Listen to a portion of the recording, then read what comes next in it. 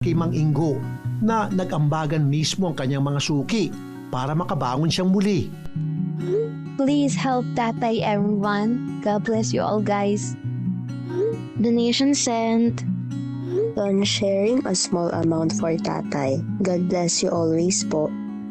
Oh, please, sana matulungan si Tatay.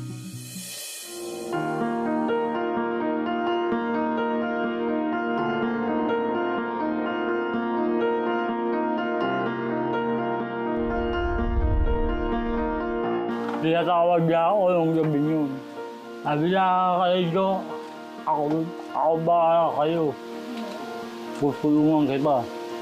Wow, I'll be good to you, sabi ko. At syempre, narito ang aming ambag para sa tuloy-tuloy na pagbangon muli ni Tatay Ingo.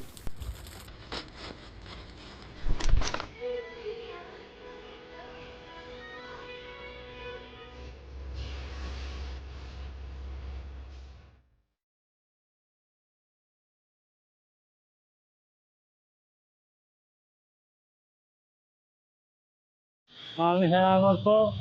Binato, Tatay Kulbo. Makalindaya po ako bahay na natulungan niyo.